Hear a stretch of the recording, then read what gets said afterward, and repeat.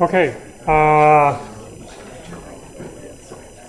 we're going to do graph traversals today, breadth first search and depth first search, and get to minimum spanning tree. There's a lot of stuff going on. Wednesday there's the review party, and programming assignment 3 is due on Friday. And there's this wacky maze that I found online that I just thought was kind of cool, and so I just put it on the slide. It has absolutely nothing to do with anything, other than it's maybe kind of fun to find a way to go through a maze. And graph traversal is sort of like maze traversal, and so that's my educational justification. Anyway, have fun with the maze. Let's move on. Let's move on. There we go. So you remember last time we were talking about breadth first search, and you are all experts in breadth first search because of programming assignment number 2. So this will come as no surprise that this is the code for breadth first search.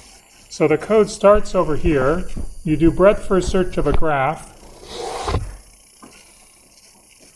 And the first step is to unmark all the edges and unmark all the vertices. So there's going to be some marking going on.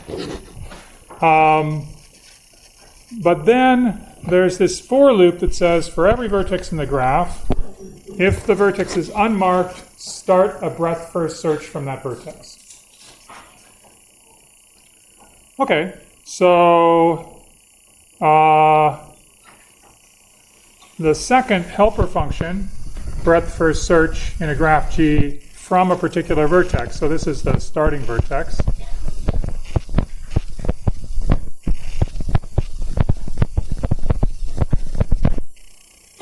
Is shown here. Is there anything surprising about this code? Let's take a little walk through it and see what happens. So again, we're using a queue. So we mark the vertex V and we stick it into a queue at this point.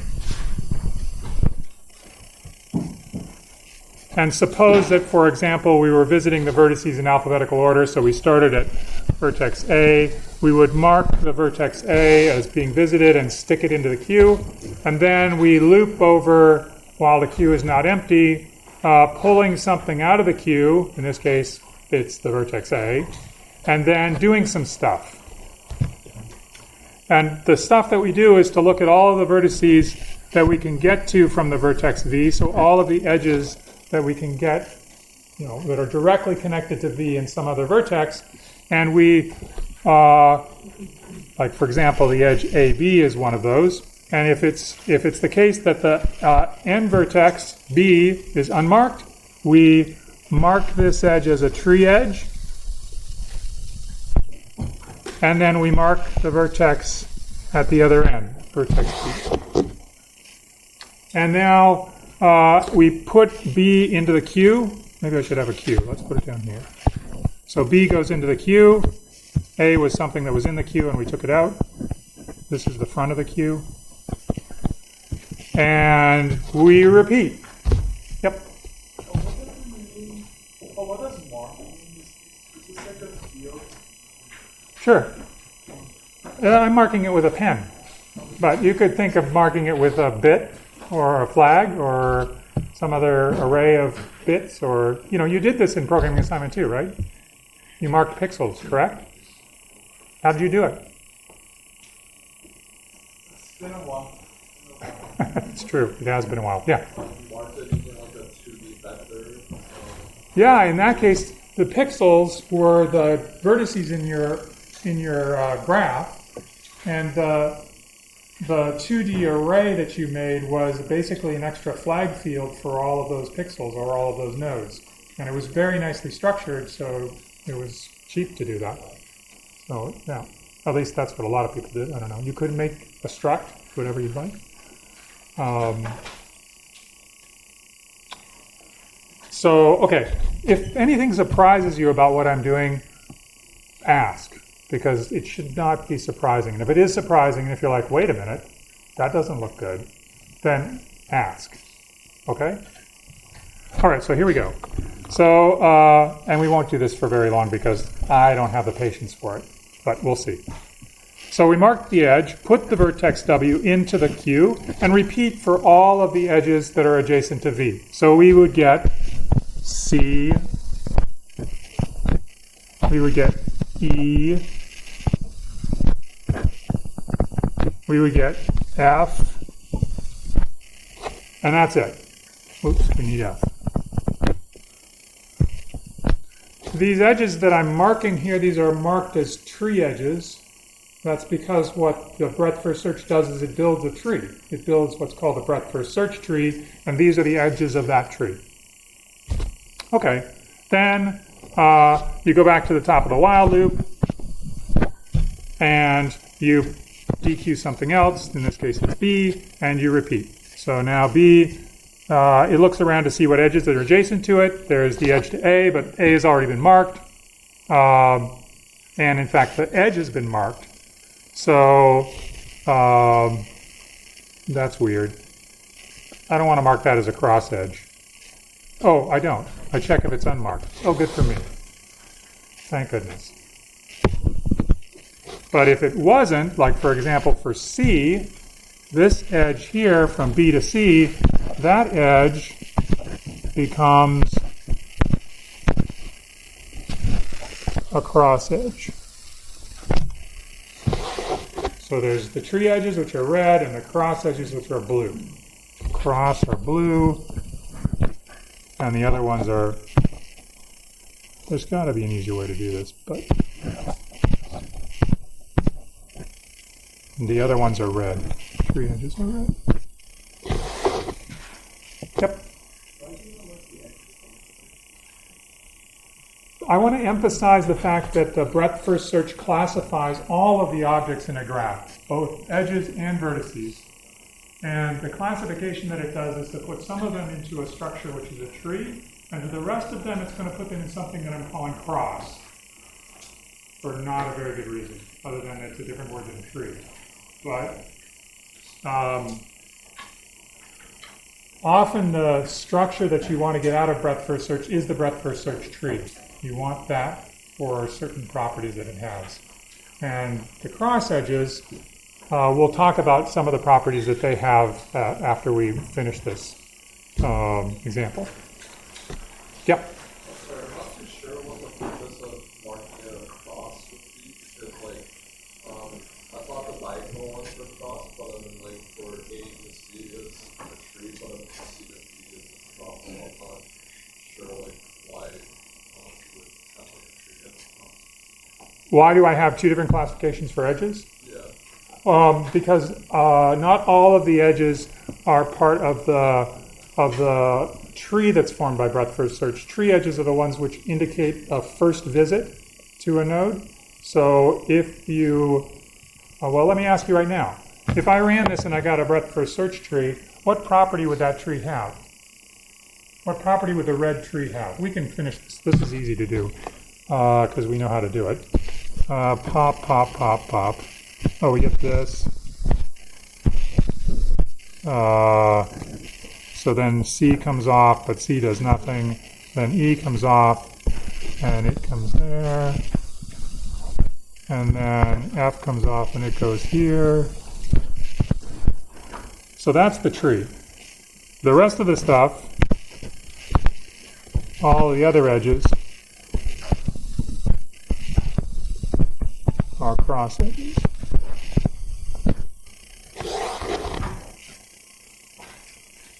Is that good, or is that too fast? Yeah. So, the tree form breadth first search would be cycles? True. It's a tree. That's one thing that's true. And it's a tree because you never create an edge that goes to something that's already been marked. You never create a tree edge that goes to something that's been marked. So you would never do that. Yep. Is that like the doors on the way of the tree? Yeah. The breadth first search tree is the fewest number of edges, has the fewest number of edges from the root of the tree, which is A. In this case, whoops, that's blue. The fewest number of edges to get you from vertex A to every other vertex in the graph. So whatever this vertex is, the start vertex, the tree that's produced by breadth first search in G from that start vertex will find you the fastest way to get to every other vertex that can be gotten to from A. Fastest meaning fewest number of edges. Yep. How would the what? Oh, how would it look? I actually drew it in my, so let's do it. Let's do it right here. A, B, C, E. It looks remarkably like what it looks like over there. F. And then this has just H hanging from it. And this has just G hanging from it. And this has D hanging from it. That's the breadth first search tree. And it's I drew it rooted at A.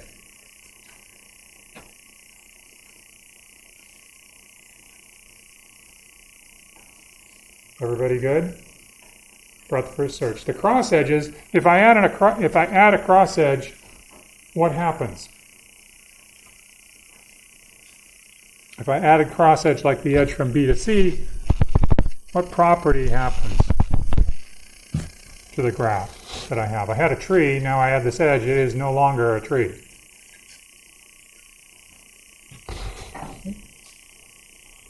So this breadth first search is kind of a spanning tree of what can be reached from A. And any additional edge, like a cross edge that I add, creates a cycle. That's interesting.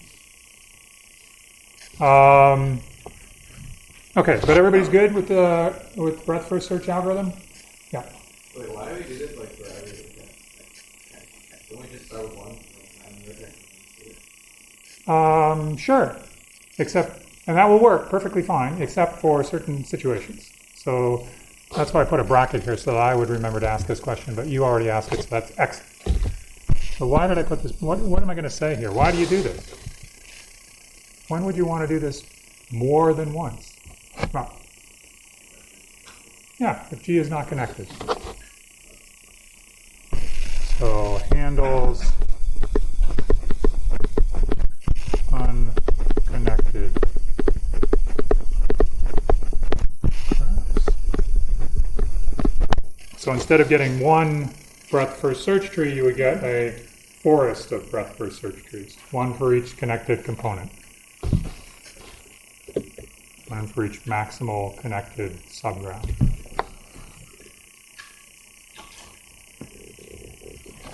Okay. How much time does this take?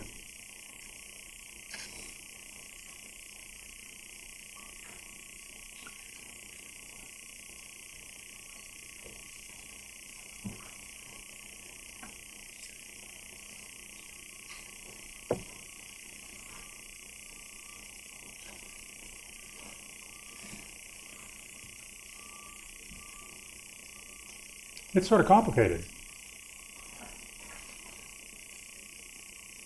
What's an upper bound on the running time? The running time is certainly less than or equal to something. As a function of, let's say, n is equal to, where can I write this? N is equal to the number of vertices, and m is equal to the number of edges.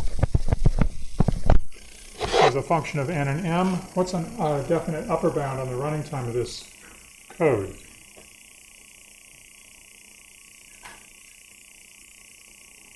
I mean, from 1 per, yeah. N plus m, wow. N plus m?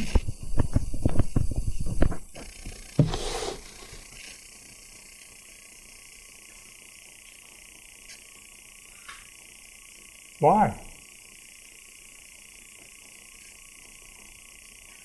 How did you see that so quickly?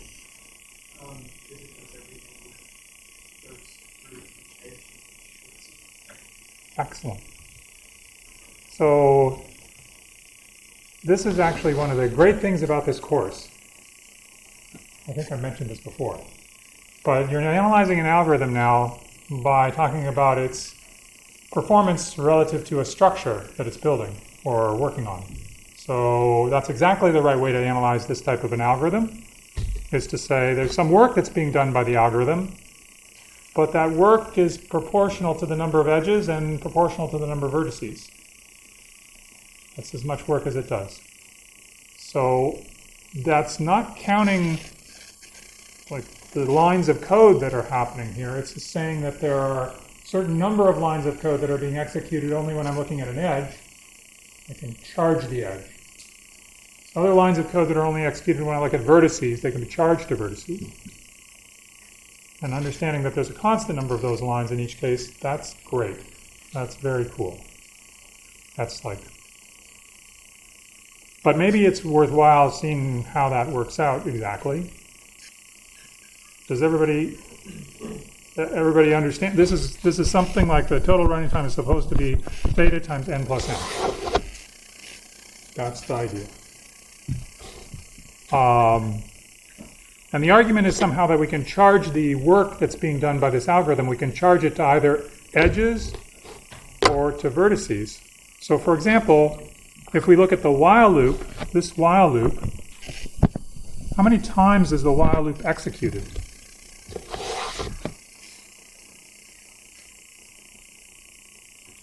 How many times does that succeed at testing the queue, finding that it's not empty, and continuing with the while loop? So I just want to know how many times the while loop is.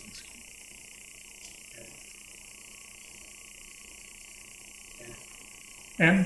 Did you say N? You said N. Oh, okay. Why N?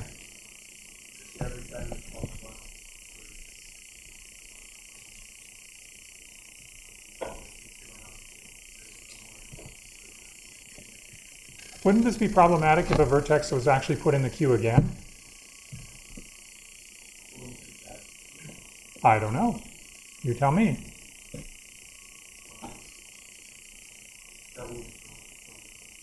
That would be problematic. But, fortunately, I never do that. So every vertex is only in the queue once. Goes in once. And it doesn't go in again. Why? Yeah.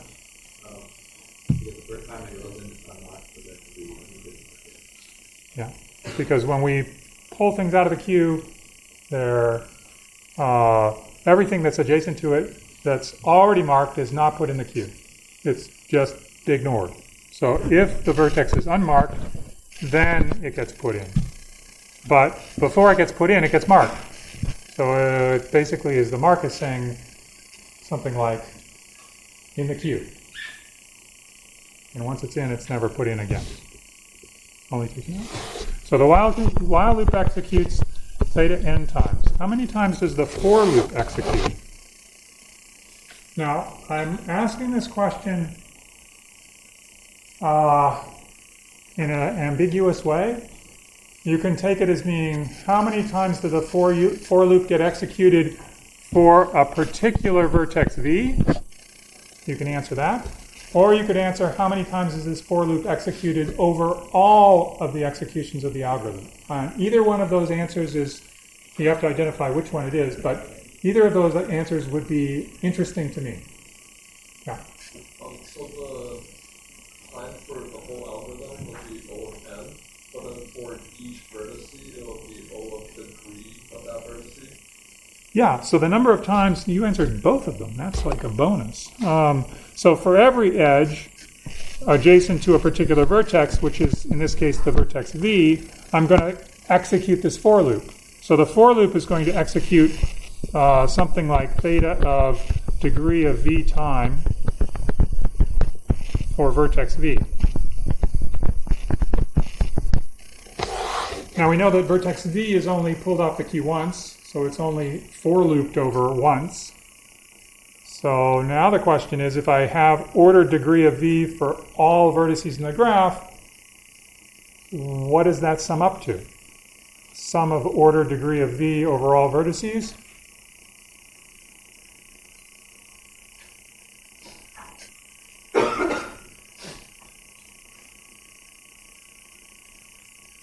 Come on. There's this. I wish I could do this. Remember that? No. Handshaking theorem? What's the sum of the degrees in the graph?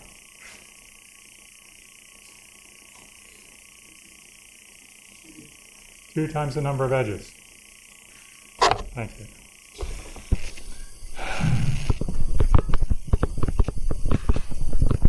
Which is theta m. But I'm writing down theta of 2m so that next time somebody asks you what's the sum of the degrees in a vertex in a graph, then you will say, that's the handshaking theorem. That's 2 times the number of edges. So that's the amount of work or the number of times that this for loop is executed. Now, the question is, where's the work happening in this algorithm? It's happening when we invoke breadth first search, but that can only be done n times from a particular vertex. And the work is also being done when we perform this while loop. There's a constant amount of work per while loop iteration that's occurring. That's here, for example, that line of code. And then all of the other work is done inside this for loop. And we now know that over the entire course, so this is the total over the graph. The total over the entire graph G for the time that we're spending inside of that for loop, doing work inside the for loop, that's order m. So the total amount of work that's done by the algorithm as a whole is the time that we spend doing the while loop, which is order n, plus the time that we spend doing the for loop, which is order m, and we get order n plus m. Yes? How come it's not n times n? Because the total is nested within the while. That's true. But how many times is the for loop executed overall? Over all loops.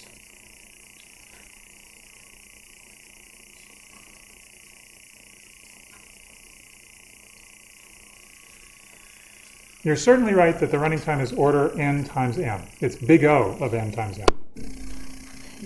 But not every vertex is going to trigger a visitation of every edge.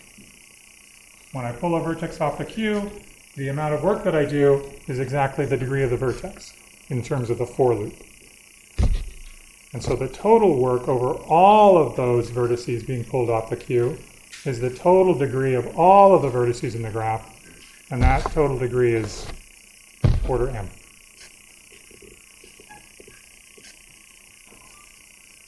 So it's sort of like, almost like an amortized cost. It's almost like we're looking at all of the executions of the for loop, we're laying them all out, and we're saying some of them may be taking a long time, some of them may not be taking very much time, but over all of those executions, summing them all up, we get just the number of edges in the graph times 2.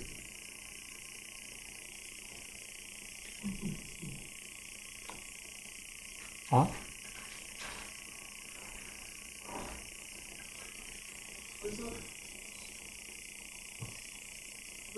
Does that mean that for one while loop iteration, the for loop only does a constant amount of work?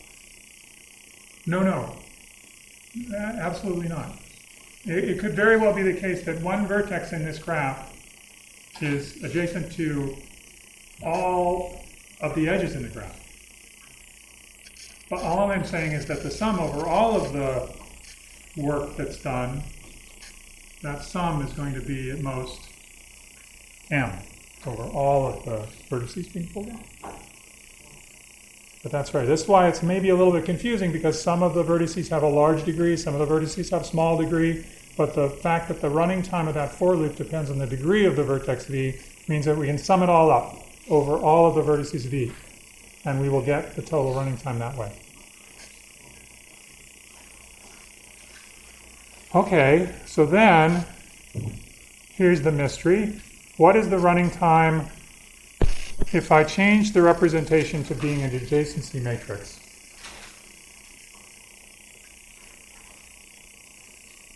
Is it order n plus m?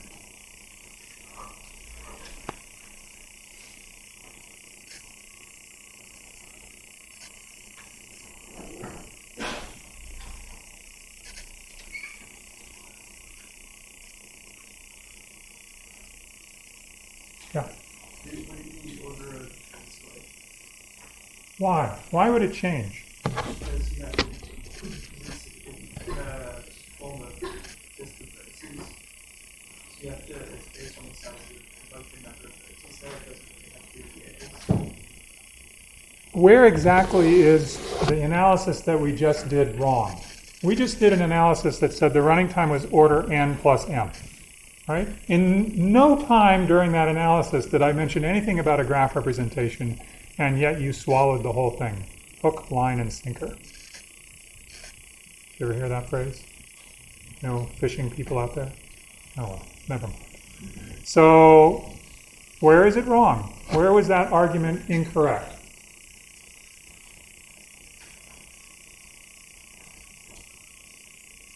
Are you telling me the number of times the for loop is executed is fewer or more than the degree of the vertex v? Yeah. Like the time scale that is Yeah. So before, when we were making this argument, it actually is true that this for loop only triggers the degree of v time. That's how many times it triggers. But for an adjacency matrix, in order to find where it triggers, you have to walk down the entire row of the adjacency matrix. You have to check for the zeros and the ones, because you can't figure out what the adjacent vertices are unless you look at the entire row. So the problem here is that this really is theta of n, it really is theta of n squared for an adjacency matrix, and the problem is it's this for loop. The for loop has to actually spend time, which is theta of n, to find the adjacent, the vertices adjacent to V.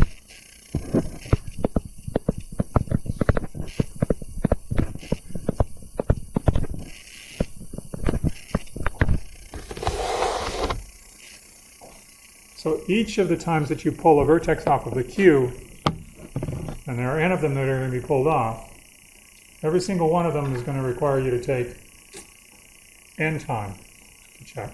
Yep. So why not n squared like that? N squared plus n? Like what was that? Oh, good question. How come it's not n squared plus m? Even if I told you, nothing. If somebody wrote down an algorithm that said the running time of this algorithm is order n squared plus m, why would you be suspicious? Yeah?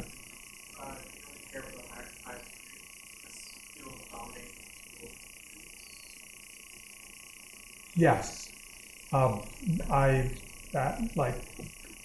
There's one missing little teeny weeny piece. Can I add that little piece? How many edges can there be in a graph? Oh, it's the precision graph. No, the number of edges is at most how much in a simple graph? Like this is a simple graph for breadth research. Do you remember? N choose 2, n squared. N times n minus 1 over 2. So the total number of edges, m is less than n squared.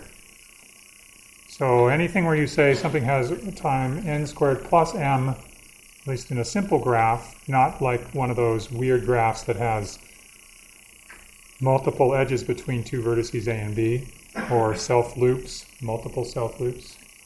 We're not talking about those. Then n squared plus m would be order n squared.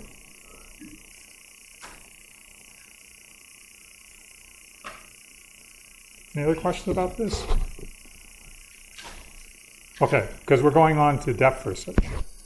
Depth first search is like, do you know the story about Theseus and the Minotaur and all that stuff in the maze? This is an illustration from the 1800s, 1860 something or other, 1862, it says right there, of Theseus going into a maze where there's this Minotaur, which is this sort of half man, half bull, and he's carrying a string, which is a good idea to carry when you go into a maze, just to let you know. And he's doing a depth first search. Not a really great thing to do in a haunted house. Not a really great thing to do in a haunted maze. But that's what he's doing. And we're going to do depth first search. Depth first search is not based on a queue. It's based on a stack. And for reasons that will become clear in a minute, when I visit a particular vertex, I start at that vertex. I put it into the stack. And when I pop it out, I push in all of its neighbors. And this is the part that is, I'm going to push them in reverse alphabetical order because that's the way I'm doing it. I push them all in. And then I pop the next one out. And that one, its parent is A, because A was responsible for putting all of these into the stack. And then I push what I can get to from B, which is D. And I can also get to C. So I push D, I push C. These are the ones that are unmarked that I can get to. I can also get to A, but I don't go there because I've already gone there. String goes back to that. Now I have C. These are both been put in because of B. I pop something off. C. C's parent is B. And now C puts whatever it can put in there. Again, in reverse alphabetical order is E and D.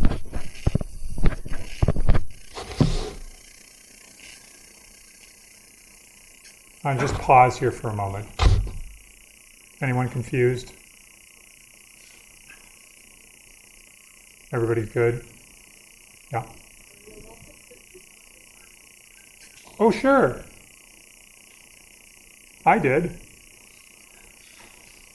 In fact, this is probably the difference between, well, I'm not sure what you did in your programming assignment when you used depth first search, but this is depth first search, the traditional depth first search. And the traditional depth first search says that the thing that's the parent is going to be the thing that's what caused you to be pushed into the queue, not the first time, but the last, or pushed into the stack, not the first time, but the last time.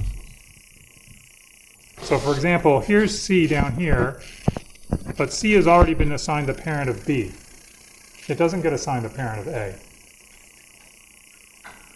Yeah, it's an excellent question. And you'll see why right now. It's because you do this recursively. And if you do it recursively, then the one that wins is the one that gets to them first. So anyway, we'll continue doing this for just a second, and then we'll look at the recursive code. Any other questions though? Yeah. Why are we having In the queue? I mean the stack? Thank you. Why? Because it's the right thing to do for depth first search. Depth first search is like the game you play when you are in a haunted house and you're in one of those murder movies, the scary ones that I never go to see. And you know there are rooms around you, but you choose one room to go into. And then you look around and you choose another room to go into. Well, what I'm recording here is the edges that you've traversed in that exploration. Now, it could be that after a couple more explorations, you come back to a neighboring room from the original room that you started from. Well, you would walk into that room from wherever you were right then. You wouldn't back out and go like this. So you have to track the edges that you actually walk. it wouldn't take me why? Would the edges be marked or the vertices? No. That's so that you can get this behavior that you will track where you're going in this depth first search traversal. Yeah, it's a little bit weird, but it's like walking in a haunted house. Also, In a bad way. each time we pop a vertex, we push in all of the adjacent vertices to that vertex, except for those that we have already popped. Correct. Okay. I mark on pop. Yeah. Okay. Okay, let's keep going. So now I'm at C. C is pushed in E and D. I pop D. I go there. I mark it. D says, oh, I can see E, and I can see a bunch of marked things. So I'll put E on. Now D is the parent of that. And then E gets popped. That means E gets marked from D. And now there's only really one thing that's unvisited, which is the vertex G that I can get to from E. So I put that in, and then, I immediately pop it. And then from G can put in H and F. So G is responsible for putting F and H in there. And so then F gets popped and marked. And then F gets responsible for putting in H again. And then H gets popped.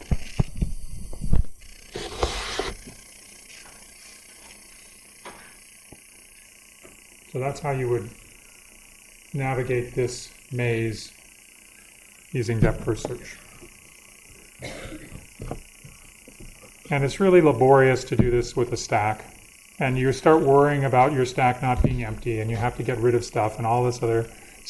That's really something that you don't have to worry about if you just use recursion. So this is the code for depth first search. It's a lot smaller than the code for breadth first search because it's recursive. Again, it has this setup where we loop over all of the vertices in the graph in order to make sure that we visit all vertices, even if the graph is unconnected. So this again handles unconnected graph.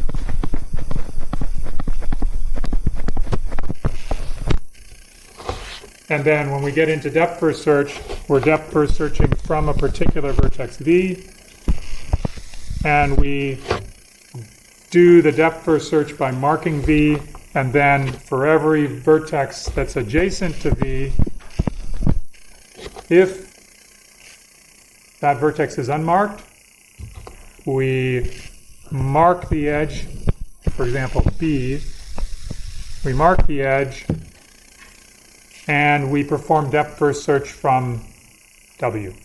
In this case, that's the vertex V. So what's going to happen in this recursive call is that we'll continue to explore the tree from B. It's going to result in exactly the same tree as we had before, as long as you visit in alphabetical order, which is why I did it in reverse alphabetical order for the stack, because I wanted them to be the same. And you just repeat. Is it clear? No. So what are we talking about that? What are we talking about AB with that? No. Right here, this is the first edge AB. And if W is unmarked, so B is unmarked, then we'll mark AB as a tree edge. And then we'll perform depth first search from W. From B, yeah.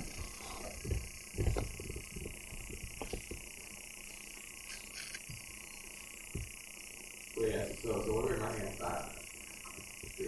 that? Good. So where do back things show up? So this is going to do, now it looks at B and it says, okay, B, what can B get to? B can get to C. So now I'm in a recursive call to depth first search, where depth first search is now calling itself where V is equal to B. And then for each edge from B, it says if the end is unmarked, well, A is marked, but C is not marked, so it will go C. Well, actually what it will do is mark this edge and then recursively call depth first search on C, which will mark C. But that's after that point. And then what C will do is it says, okay, for each edge, VW, if W is unmarked, mark that edge as, oh yeah, you're worried that it's going to remark the CB edges. Good point. I should have put that in there. I knew that I forgot it someplace. This question. This condition, if VW is unmarked. That's what you were saying. Good. I knew I'd forgotten it at one point, and I thought I'd forgotten it the first point that I did. Second point. Okay, so then this will be, this edge will be a back edge. So the tree that we produce from this is this tree. A, B, C, D, E. What's next? G. Yeah. And then what? F, H. And where are the back edges? You know one of them. There's a back edge that goes from C to A. I just oriented it for no good reason, other than to illustrate why it's called a back edge. It's an edge that goes from a descendant to an ancestor. It's already been marked. What are the other back edges in this graph?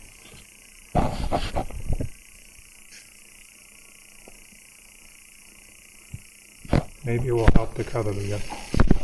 I'll do this coloring and you figure out what they are.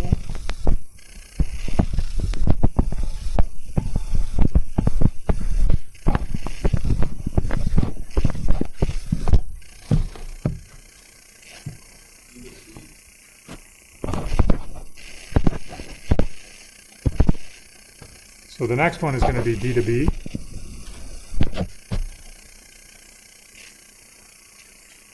And the next one is going to be EC. And also EA. And then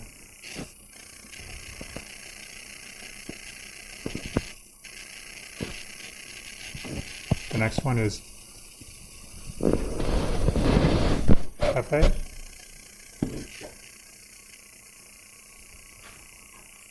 There's also one from H to G.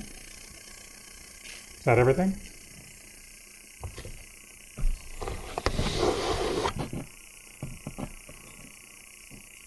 Does depth first search always produce a path? Is the depth first search tree always a path?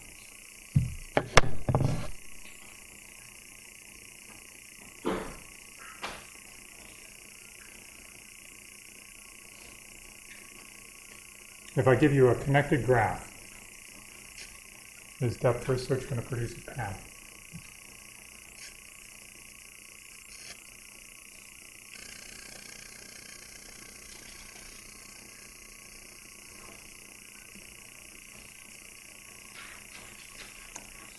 How many people think, well, do you want to talk about this or should we just vote? How many people would like to just vote? How many people would like to talk about it?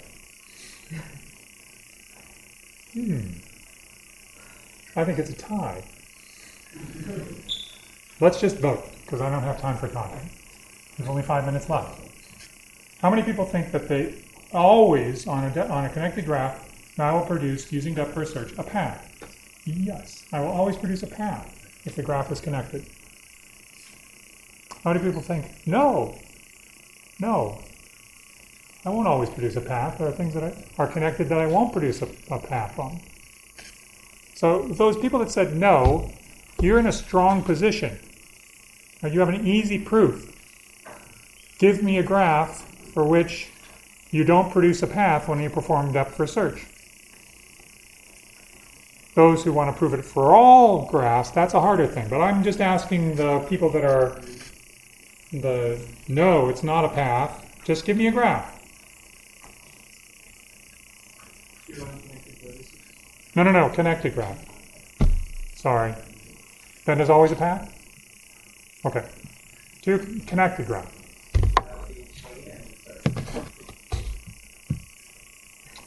A chain and start from the middle.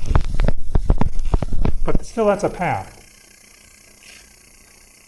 Right, I mean at the end, this is going to be, whoops, this is supposed to be red. At the end, the depth first search of that chain. Oh, I see. You okay, if you rooted it at the, yeah, if it's a rooted tree, okay, great. So if I have a graph which is a chain, like for example this chain, and I start the depth first search at that vertex, then I would produce a rooted tree at this vertex that looks like this, which is not a path. I would start here and I would look to see what I could get to, and I can get here, and then it would die. The recursion would die. There's nowhere to go. So it would die and go back up here, and it would revisit the other neighbors of this guy, and it would go out to here, and then it would create this picture, which is two tree edges below one root. So the answer, good answer for a rooted tree.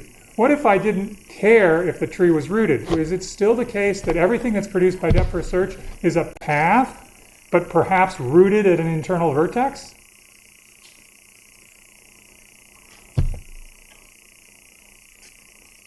Yes. You. Also, for a path, we cannot revisit it though. Of course we can. We can? Yeah. Also, what's the problem with that example? This example here? Yeah, but I think the issue is mainly that we revisited the root to traverse all of the birds. Remember, this is recursive, right? So in the recursion, the first thing that happens is I look at the first edge that I can get to from, let's call this vertex A. And this is vertex B, and this is vertex C. I look at the edge that I can get to from A first. That's the edge AB. I go down the edge AB, it's put in the tree, and I recurse on B. B says, I have nowhere to go. I'm done.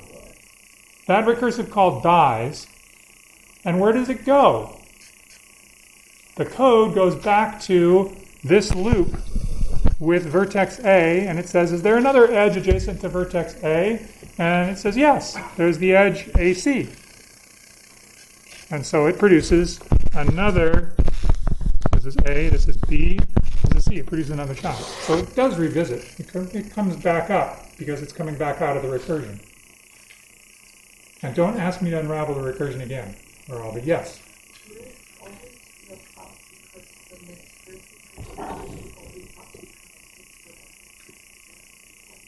Oh, that just says that your graph is connected, not that it's a path. Right? Oh, but you used the one immediately before. Does anybody want to give me an example of something that's not going to give a path, but it's a connected graph? Or should I give you an example? What's the definition of path? Definition of a path is just a chain of vertices. That's all. So I meant, what did I mean? I meant, yeah, a path. That's a path. It can be like this, but a path. Yes.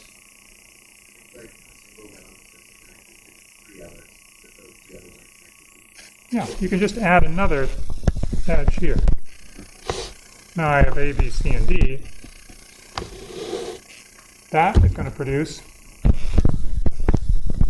that as the depth first. Yep. Also, if it's like a problem, also if this was like the depth of first, so if the depth first search was possible, we should produce like a linear string of vertices. No, depth first search is always possible. You can do it. It will not always produce a path. It will produce weird things. Like the path. So like if it produces a path, it has to be like a linear sequence, not like a tree structure. Right, that's not a path. Oh.